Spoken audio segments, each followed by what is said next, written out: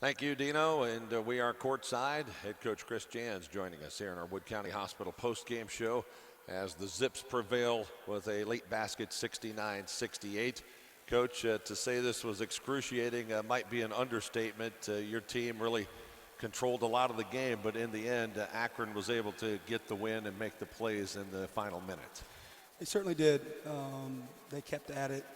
You know, I just told our team, when you get a chance to finish someone, you have an opportunity to finish someone off, you've got to do it. And we just couldn't put them away.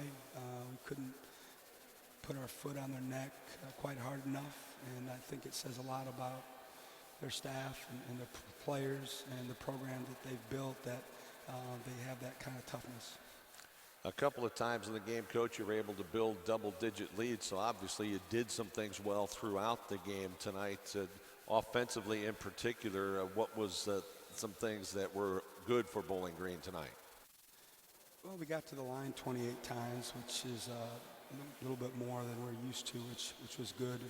Thought we were fairly aggressive for the most part and drove the basketball and got to the line. We certainly had some stagnant moments, but normally, 68 points is enough for us. But like I said, we couldn't get the key rebound or the key stop, and then obviously we didn't execute very well in the last minute and a half of the game with the two turnovers.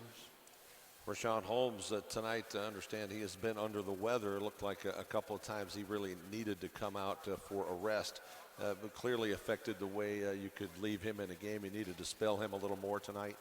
We did. He was under the weather, like you said, and just really gutted it out for his team, and I'm proud of him for that. But he certainly wasn't 100%, and it messed with us a little bit. And then in the end, with Delvin getting the fifth foul and Rashawn having four, we had to manage that throughout the game. Again, Coach, throughout the game, the rebound edge went back and forth. Akron really had it in the first half. Then when you built your second half lead, you did it on the strength of strong rebounding again. But in the end, the Zips win it by 3. The rebounding effort tonight, I guess you could say, was uneven and maybe not there when you really absolutely needed it. Certainly something that we talked about at halftime quite a bit. They had 7 offensive rebounds, and we only had 1. Second half, the way the numbers looked, they had 5 and we had 7, so we did a better job in the second half. But we're something like 10-1 when we out-rebound our opponents, and 3-4 or something like that. Now 3-5 when we don't. So we look at that a lot, and obviously with them out-rebounding us in the end, that trend continues.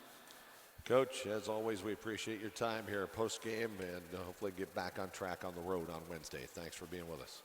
Thanks. That's BGSU head coach Chris Jans. Falcons fall to Akron tonight, 69-68. More of our Wood County Hospital post-game show coming up. You're listening to Falcon Basketball from Learfield Sports.